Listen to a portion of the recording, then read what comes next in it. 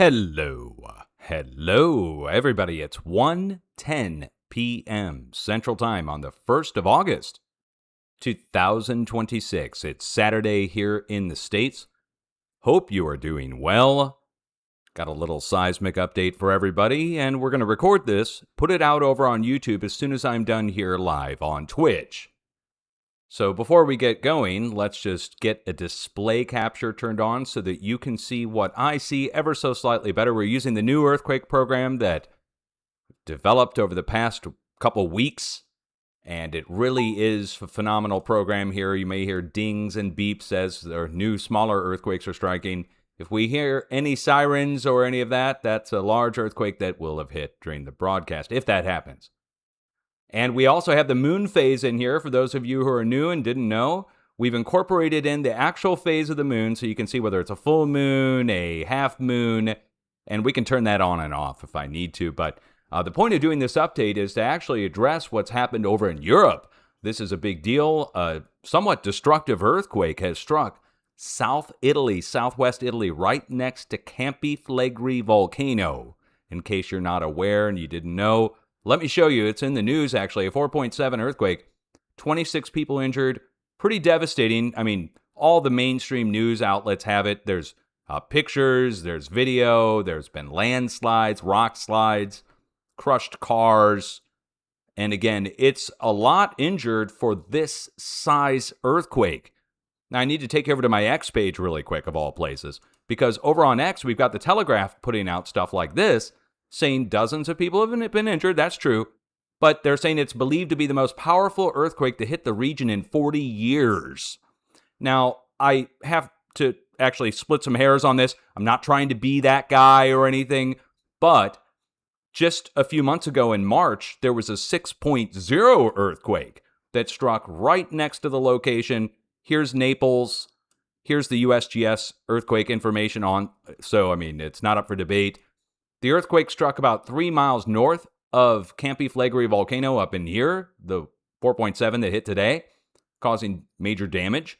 The 6.0 struck out here, did not cause major damage. It was somewhat of a deeper earthquake, but it was way more powerful. Again, it's when it's a matter of power.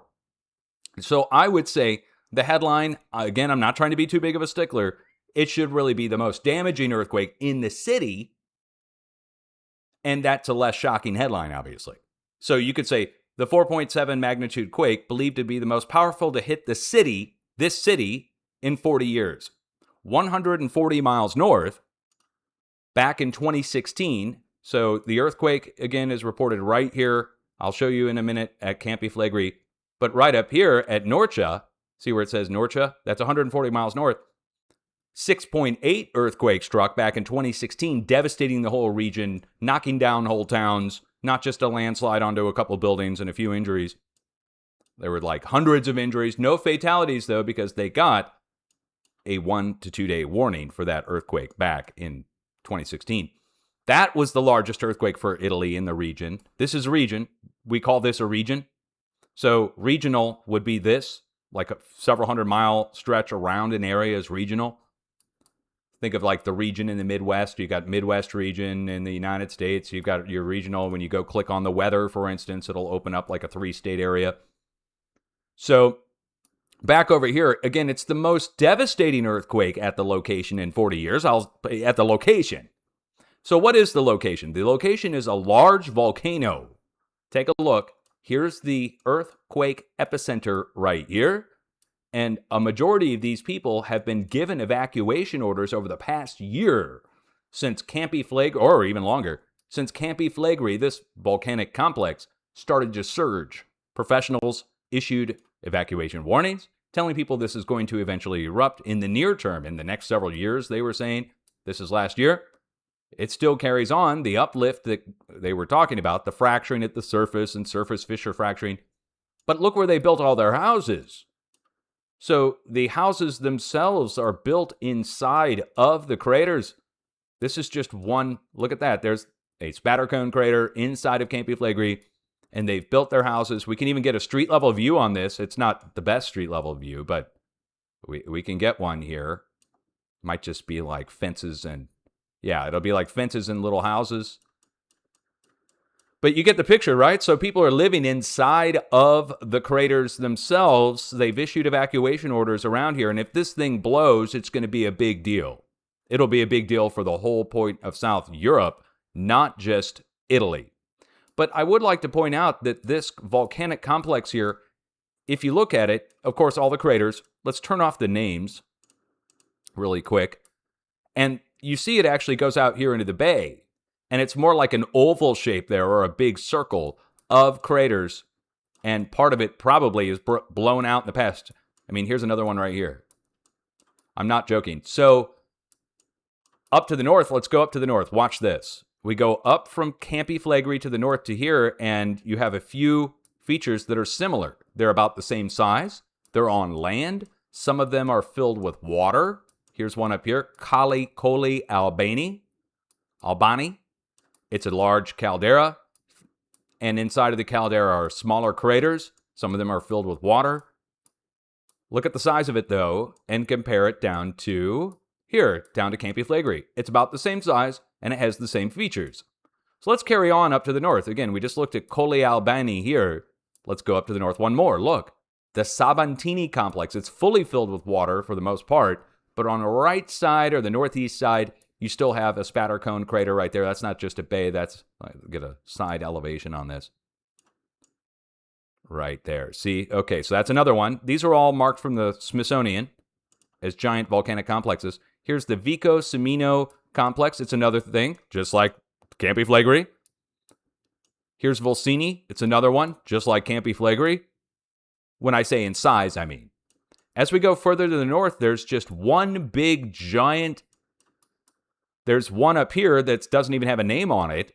That's an oval shape, and it's surrounded by 1, 2, 3, 4, 5, 6, 7, 8, 9 volcanic complexes around it. But this would be a supervolcano that's yet undefined by the professionals. It's there. You can see it in the topography, and that's what it is.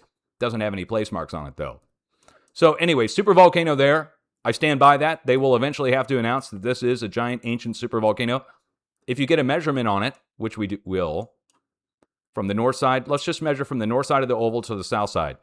See, that's 40 miles by 20. Now let's compare that over to Toba supervolcano, for instance, over in Indonesia. Look, here's Toba supervolcano. Look, 49 miles by 20 miles, 19 miles. Let's go up to the North Pole, up to the Gakkel supervolcano on the Gakkel Ridge. How big is this one? This one's 60 miles by 27 miles. Let's go look at the supervolcano at the California-Nevada border, Long Valley Caldera, and measure and compare. Here it is. Here's the supervolcano at the California-Nevada border, and it is 20 miles by 10 miles. Do you get the picture? So we're talking about a supervolcano up in North Italy, and then a line of volcanic complexes that goes down along the interior portion of the plate boundary. To see the plate boundary, we have to actually go to the USGS map here. Let's go over to the USGS page and go look at Italy. So you'll notice a big red line that looks like a letter J that curves around the south side of Italy, and it connects back over and goes in a W shape back over to the east, back over into Turkey. You also notice it goes in dead ends in between Turin and Milan up here in North Italy, right at the base of the Swiss Alps. Now notice the triangles on there. On the key, you'll see it says subduction.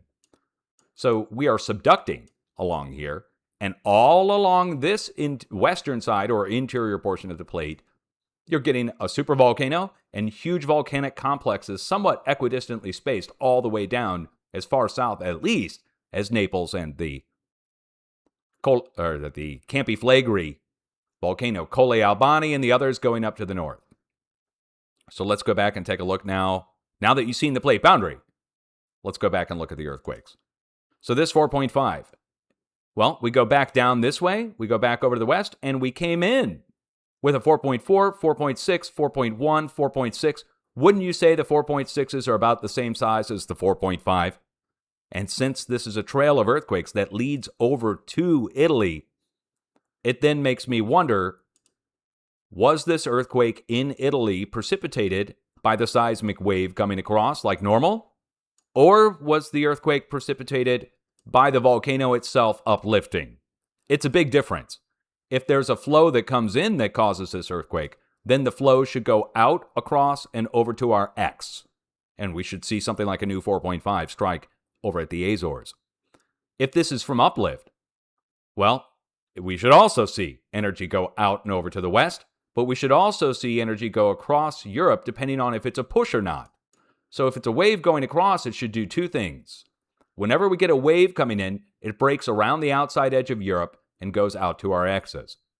Whenever there's something that happens here like break-wise, we get enough energy that comes up and goes out and across over to the English Channel and out this way towards Iceland and the Arctic. So I'm going to watch for two things to happen. Both should happen. We should see the Azores get a new moderate mid-range force. Shouldn't even matter. People are used to it out there. But we should also see something get reported up here in the English Channel soon as the energy transfers across Europe both ways. Let's go back and look at the map one more time from the USGS. Energy has come in, whether it's come in from the volcano here or whether it's come in from a flow of energy coming out of the West Pacific going this way. It's reached here, and once it gets here, it only has two ways to go. One is to escape out along the volcanic zones that go across East Spain and out to the volcanoes out at the plate boundary out at the Azores. The other is to go straight across Europe, beeline, path of least resistance, like a car going down a straight road, going really fast, and you get to a real sharp curve, and the car just keeps going straight. Momentum, maintaining momentum. It's a fundamental thing of physics. So we'll see. I think both are going to happen. I think we're going to see the English Channel and the Azores both show as a result of this new event. Whether it's uplift or a flow going across, I do not yet know. I mean, there is uplift. We know there is uplift. The volcano is uplifting. That's why they were issuing the evacuation orders to the area. For my Italian viewers, here's what I'd watch for, guys. We'd watch for this to go up, out, and away. If it doesn't, we don't see anything happen over to the west and up to the north, within a day or two, I'll be issuing a warning for the area in North Italy, up at the plate boundary at the north side. Let's go back and look one more time. We would look up between Turin and Milan. If this doesn't escape out, the energy doesn't go across the English Channel and out to the Azores, then it's trapped on the plate boundary. If it's trapped on the plate boundary, then we watch for a new break at the edge of the plate boundary, all the way up here where we dead end into the Swiss Alps, which is, I think, what's causing the uplift on the Swiss Alps to begin with, is the subduction zone. Now, I'd like to point out something I just noticed here on the map, just really quick. Everybody take a look at the screen. We're going to zoom in here. Look what they've added in Turkey. Notice anything? See the dotted line? See the red line? This is all new. The USGS has added the plate boundaries finally, where we talked about this. There was a huge earthquake that struck here in Turkey. This is a big deal here, guys. Right here, I just noticed this right now. We're going to stop the train and everything. Take a look at the screen. So let's turn on our key. We have a transform fault and an other that connects over to the next transform fault over into Iran. Now, this wasn't here. This dotted line and this red line was not here. 2 years ago, or 3 years ago, however long ago the big earthquake struck in Turkey, it was a 7-point-something earthquake. 100,000 people died or more in the earthquake. A line of earthquakes broke out from this tip, right here, going to the east, and a surface fissure fracture formed, big, like the San Andreas almost. And it went across all the way over here and met up with this, where the dotted line is. And it went this way. Now notice, they have not connected anything across there, even though there was a giant crack in the ground that formed. They still don't want to admit there's a plate boundary there. They said it's the Anatolian fault. That's what they called it. Okay, well now look what they've added. They've added a plate boundary that goes up and across all the way over into Istanbul. In the Sea of Marmara. Marmara. M-A-R-M-A-R-A. Marmara. But come on, they've added a plate boundary. They added a full-on plate boundary. That's insane. All right, well, okay, that's great. What else have we got going on? Did they add it over here in northern South America? Right here. We had our big earthquake in Venezuela. And there's a mountain range that connects between these two. They're going to add it there next? That's wild. I can't believe that. Okay, let's carry on now. So back to it. Big earthquake struck, but is it record-breaking? Maybe for the town. But to the north, 150 miles to the north, 6.8 earthquake struck back in 2016. devastated the whole region. That's a the biggest regional earthquake to strike Italy in 40 years, guaranteed. Then 6.0 struck off the coast of Campi Flegrei back in March of this year. So the biggest earthquake to strike the location, the most powerful, I should say, is back in March, 6.0, struck this spot right off the coast. Now, the 4.7 causing major damage at the surface would say that it's shallow, major shaking happening, likely tied to the volcano overall, and epicenter-wise, we're right next to the crater. Does it mean it's going to erupt today? No. But professionals have all issued the warnings over and over and over again. Let's go search Campi Flegrei, and let's see. Current warnings. Oh, yeah, I need to go to all. Hold on. Oh, look at the news. Hold on. Look at the news. Campi Flegrei current warning. 5 days ago, a supervolcano is quietly rising beneath 500,000 people near Naples. 17 days ago, magma is quietly building under a supervolcano next to Naples and may begin to be a warning sign. So this is in the past few weeks, but this goes back almost a year when they issued the evacuations. Campi Flegrei evacuations.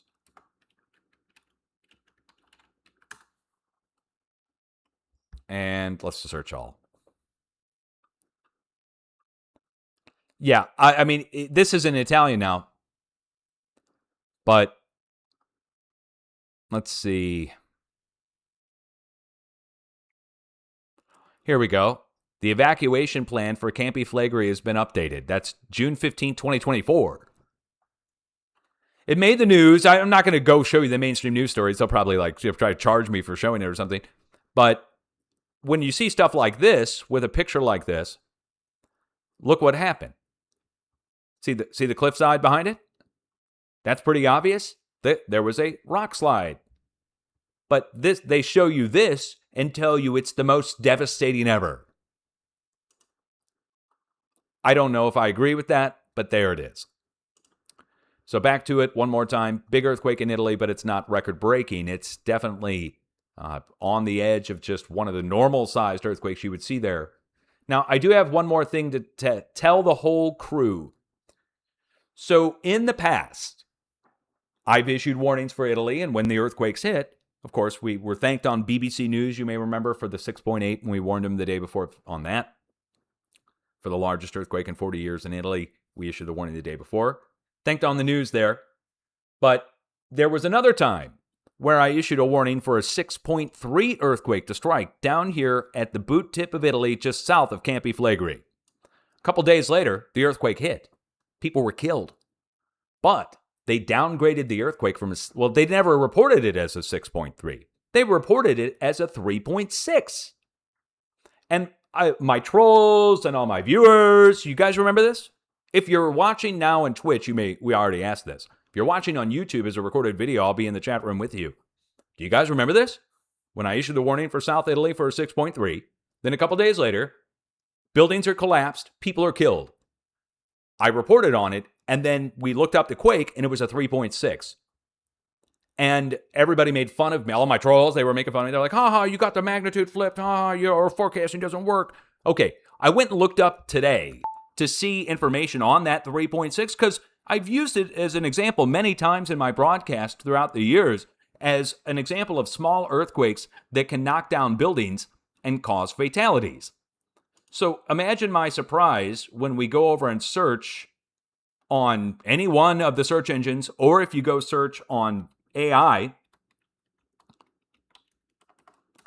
3.6, Italy, earthquake, fatalities. And this was like 10 years ago. Look what we're getting. They're telling me it didn't happen at all. And I've searched multiple times, even through AI or through regular search. It's gone. There is no record of a 3.6 earthquake killing anyone at any point. And this is the most bizarre thing in the world, because even my trolls would have to admit that was a sticking point for a lot of people.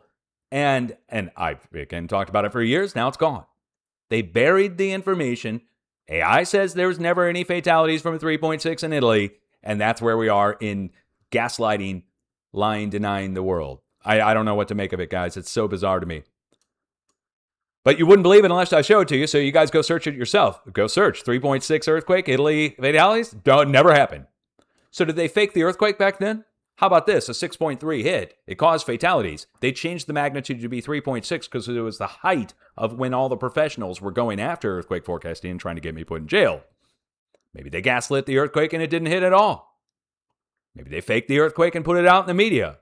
All I know is that it happened and now they're saying it didn't. And that's extremely strange. More strange than just a 3.6 taking down buildings, which was odd in its own right. What else has happened? Well, we could get into the 5.6 that struck off the coast of Vancouver Island last night. We could get into the earthquakes that have struck down in Texas, down at the oil pumping operations. How about Northern California also moving? Fair amount of activity. You guys may be paying attention to what's going on in California. If not, Northern California started to move again over the past few weeks. And up to the north, major activity off the coast of the Pacific Northwest compared to where we were, which was nothing. So this is the second 5.6 to strike on the north side of the Juan de Fuca in the past couple weeks. And we went months without anything of any significant size. And the spot that's moving is the north side of the Juan de Fuca fracture zone, which you can see here in these red lines. We're at the transform fault, like right where it meets, into the subduction zone. Oh, and we also have a divergent fault to the northwest. So, that being said, this is the second noteworthy earthquake. We were looking for one 5.9 to hit here. It hit last week. 5.6, they downgraded it to. Now they've reported another 5.6. And if you go look it up, it could be 5.6 to 5.9 as well. It's two of the same sized earthquakes in the past couple weeks in the same spot after months without any activity. That fulfills the forecast for the area. We warned the Hecate Strait right here, and the earthquake struck just south of it. That's definitely the quakes we're looking for. But on the West Coast overall, if we go back and look at the earthquakes going down the coast, from there's been a pickup in the number of earthquakes. We call this a frequency increase. And the magnitude slightly going up too. I mean, we're topping out at what, 3.8? But Cloverdale got hit. That was the big one for the week this past week. You might remember, 4.6 up to near 5.0 earthquake and greater, striking up by Cloverdale. And let's go put the coordinates in over on Google Earth and just go show you what's there, because longtime viewers already know what's next to Clear Lake Volcano. There's a volcano here. And humans drilled into it to get steam. They get the steam and they take it up to turbines, and the turbines are at the hilltops and on the hillsides. And you see the pipelines. The pipelines connect from drill points. They'll actually inject sewage and then take that steam from the sewage and take it up and turn the turbines at the surface on the, well, of course, the heat's coming from the volcanic field, and the San Andreas Fault is there too, topping it all off. The San Andreas Fault runs right through there, down to the south, and that's the way the seismic flow goes. But the reason we're having a swarm there is because there's a volcano there, there's drill points there, along the San Andreas, that's being saturated right now with seismic activity, which is a seismic wave is going down. So this quote-unquote seismic wave, as we call it. Once we get south of the Bay Area, we pick up east of Monterey Bay and we go down to Parkfield. We pick back up after Parkfield down at the south tip of the valley on the Garlock Fault, and then there's like a line of earthquakes. Well, not like a line. There really is a line of earthquakes that points like an arrow over to the east, comes out to a pinnacle right over here past Nevada. Now, up to the north at Yellowstone, we also have a few small earthquakes. We went a little while without any earthquakes getting reported out of Yellowstone, for a few days at least. You guys remember there's hundreds, if not thousands, of tremors per day at Yellowstone. And they get assigned a magnitude usually, but that's different than the earthquakes. The earthquakes also show up, and there's actual fractures in the plate, small little breaks, and we're having a little outbreak there at Yellowstone now. I would expect this all to go down to Texas. We're going to watch for now central Texas over the next few days, going into that border of Oklahoma, but mainly central Texas. We're going to watch there for a new 5, on top of the previous 5 that hit this week. Yes, a record-breaking, or near record-breaking, this is real record-breaking, 5.0 earthquake hit down here in Texas this week at the oil and gas pumping operations. I showed that in my last video. If you want to go see that, it's now off the feed. It's been over 7 days, right? Hold on, let's see. Yeah, it's off the feed now. So we got a lot going on. It's worth mentioning that we're watching Southern California from San Diego down to the Gulf of California for a 5.5 range or greater earthquake to strike in the next several days. We're watching for a new 5 to strike in Texas, swarm on the New Madrid of a bunch of small earthquakes, and a new 4 over on the East Coast or similar, something close to a 4, striking between Ohio and New Jersey. We will see if that all comes to fruition. So far, that has not happened. We're now like 3 days into or 4 days in to a 7-day forecast there. Overseas, we're watching for a 7.0 earthquake to strike right here, right in between all of our earthquakes. And, people were telling me they didn't like that the hexagons, that you couldn't see through the hexagons. Look what we added. Now we've got a feature, obviously, where we can turn the hexagon transparency up and down to see through it. But we're watching right in the middle on the S-shaped plate boundary where the overlap point is between all of our earthquakes. For a near 7.0, could be up to, could be a 6.9. Overall, I'd keep watch. We have not checked the Volcanic Ash Advisory Center. Let's go over there really quick. We definitely need to check the VAAC over on Volcano Discovery and just see what's showing up. Luitobi, 9,000 foot. Sakurajima, how big are we going at Sakurajima? 13,000 foot. South Japan with its big earthquake this week. I'm not surprised. Frequent small emissions from Fuego Volcano in Guatemala, 6,000. I'm not seeing anything huge. Shivalush was doing 40,000 foot high blast a week ago. Now it's kind of dropped down to 28, which is not that big for Shivalush. It itself is like a 18,000 foot high peak. Maybe it's not that big, but it's definitely a very high peak to begin with. Semeru, Indonesia, 15,000. What we're looking for are big blasts or any new volcanoes to add to the list. If there are any, of course. We're going to keep an eye on Campi Flegrei. If it goes, it'll be sudden. It'll just go. It'll just boom. You'll get a big eruption at Campi Flegrei. I doubt you'll get tilt meter warnings and sulfur dioxide warnings like we'd see at Kilauea. I think it would just be a big blast that would happen there, as evidenced by all the blast craters that go all the way up the plate boundary in Italy. Now, telling everybody in Italy you're living alongside of a supervolcano and a whole bunch of giant volcanoes that blow up kind of rewrites history as to, when these happened in the past, what happened to the planet. Because we're talking like it would affect the whole planet if the big blast happened there. Or at least the whole northern hemisphere. This would go all the way around Asia and go over to the United States if it was a huge blast. That big, that would produce those size calderas. That all being said, you need to have a plan over in Italy, just in case. If you live around a volcano, I guess you already know it. I'm not trying to be sarcastic or anything. I'm just saying, if you live next to a volcano, you would probably know that something's going on. This is the update. Again, it's just an update. I'm not issuing any new forecast. Those are the warnings that we have currently going for the planet in the areas Southern California, West Pacific, Central United States, East Coast. It's all a lot to take in, quite frankly. And I don't blame people for kind of tuning out when, things get down. But right now, we are going through it, guys. We are in the middle of it. By the way, I do have an announcement to make to everybody. Let me take you over to my website. Before we get out of here, you're going to love this. You are going to love this if you're a viewer of mine. Take a look at the screen here really quick. You might not know. So I'm using the new earthquake program I've developed using Grok. Grok has cranked this out and made it awesome. There's all kinds of features on here that we just never had with Earthquake 3D.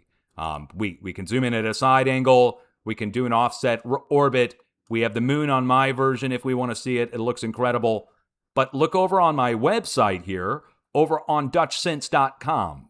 I'll put a link down below in the description, and if you're watching on YouTube, I'll also drop it into the chat room, and it'll be in the description below the video on YouTube. If you want a public version, it is now available on my website for free. It is HTML. It's straight up a web page. Check it out. It just opens up, and it will save the cookies on. If you open it on my website, it'll save it on my website. If you download it, it'll save it wherever you want, just like a regular website. There's no weird code in it or anything. It's all written by Grok at my request. Here are the directions for how to use it, and we also have some other stuff down below. So you can also get my aero map for the planet, and you can overlay it on the public version. It has an option to update texture and do an overlay on the Earth of my aero map so that you can follow along. You can do your own forecasting if you'd like. It's all free on my website. Then also developed a space weather dashboard that opens up basic space weather from the SDO. You've got a few things from Soho, Lascaux, for instance, Aurora forecast, and then the others are clickable because they can't be embedded easily for real time. And they're real time live. You can open them up. They're all links. It's all free on my website. You can download it. They're literally web pages that Grok built. That's it, a web page, HTML. Each file size is like 20 to 30 kilobytes in size. And there's no hidden bloatware. You don't have to download anything. It just opens up like a regular website. So that's available if you want it. Isn't that awesome? Now, I also have something else to show you that I think will blow your mind. First of all, let's bring the Earth back into an oblong rotation, because that is just the coolest thing in the world, to be able to have it rotate around on the screen like this, that I never had before with my other earthquake program. But I think you're going to like what you see on the screen in about 2 seconds here. Let me open it with, let's go like with Chrome or something. Take a look at the screen now. This is a program that I'm working on right now to 3D visualize the sun in real time, pulling information from the SDO, the Solar Dynamics Observatory. This might be a view of the sun you guys might be familiar with right here, right? Everybody shows it in their videos, and we can up the texture graphic to 2048, which is the biggest they offer. These are still images right now, but I'm going to be working on getting the actual moving images on a 3D sphere for the sun that we can come in at an angle, zoom in on, and look across the surface of the sun like this in a way that nobody's had before at all. And this is just the tip of the iceberg, because, I mean, we can really see some cool stuff here, guys. And it updates pretty quick. It just pulls the image real time from the SDO website, and we can see things like the magnetogram. We can see all the different versions of the SDO. This is for this side of the sun. And then on the other side of the sun, we can also include the stereo images, so we can get the backside at some point, and stereo, Lascaux, okay, we can get those all on and overlay them. Now, right now, this is pretty much day 1, day 2, 48 hours in on working on this, so I got a long way to go. Using Grok to do this, to build it for me, but to be able to zoom in at an angle, get a view on the sun. We can also do a little bit of graphic enhancement on this just to make it brighter. You can sharpen it up or soften it if it's looking a little bit too funky on the screen for you. But otherwise, it's the images, and we can 3D zoom around on these. And sooner or later, I'll have it perfected. This is day 1 of working on it. And again, we can pull any one of these. You guys are familiar with the SDO on one side and stereo on the other. But I'll tell you what, having a view like this is amazing. But this is just in the works right now. Again, I've got a long way to go on this program.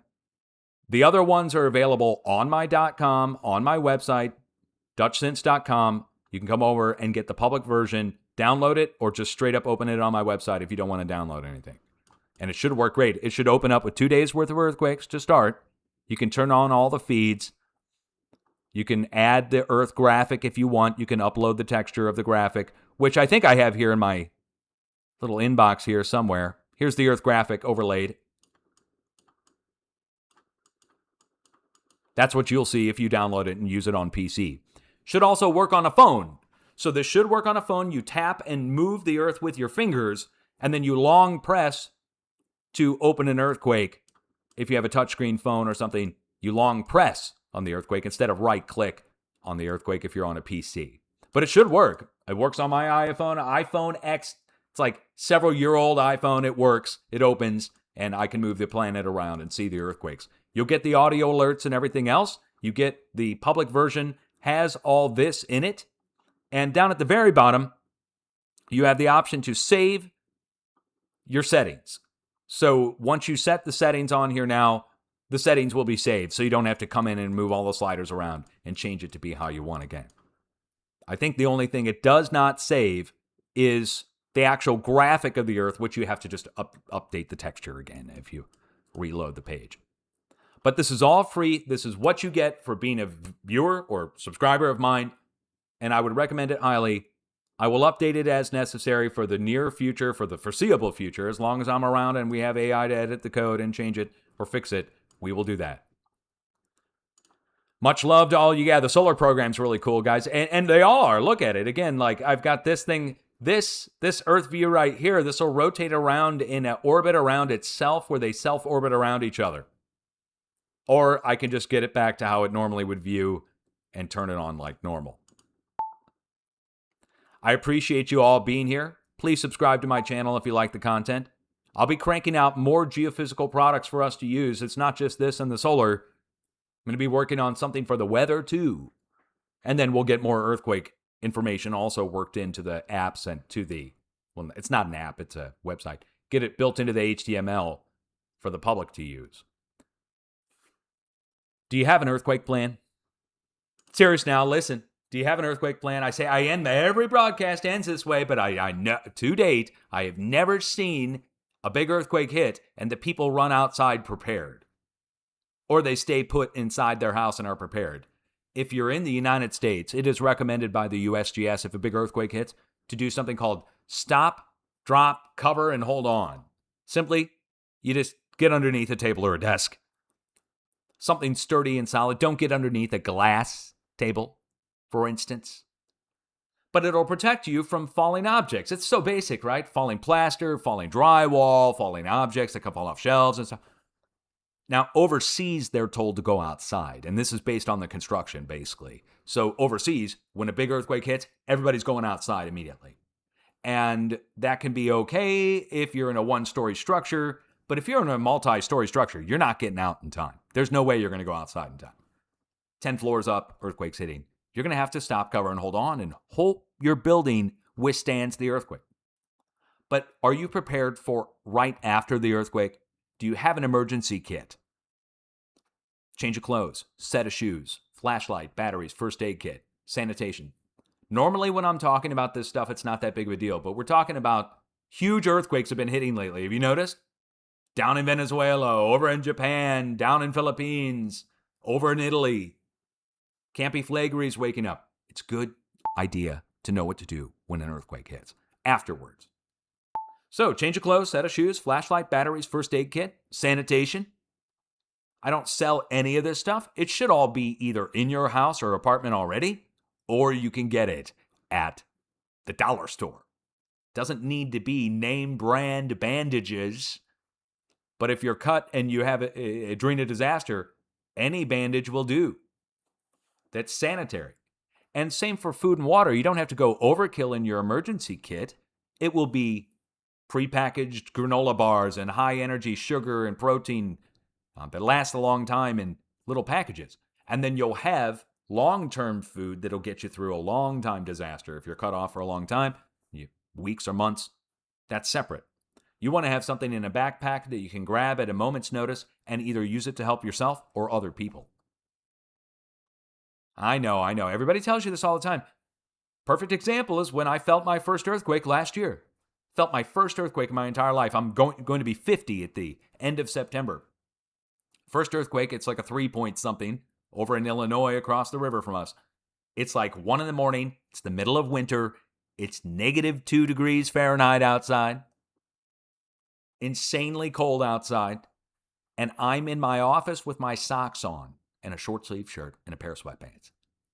My emergency kit, down in the basement. Do as I say, not as I do, right? Here's Dutch sense, right? My emergency kit down in the basement. Things start to sway. I'm like, oh my God, it's my first, oh my God, it's an earthquake. And then I'm like, oh shit, all my stuff is downstairs in the basement. I'm so lucky this isn't the New Madrid earthquake. Oh my God, I'd be digging out it for days trying to get to the stuff. What do I dig with? All the stuff's downstairs. So anyway, don't have your emergency kit packed away down in the basement or in a closet somewhere. have it easily accessible. It doesn't have to be sitting right next to the door, but just someplace where you can get to it easy is a good idea. The things you don't think about, right? Well, we had just moved, to be quite frank, we had just moved to this new house last year and stayed there for a year. We stayed at a house for a year and all the stuff was downstairs. That's my excuse. The movers put it down there. My buddy put it down there. I forgot to bring it up. We're going to save this as a video. If you like the content, please subscribe.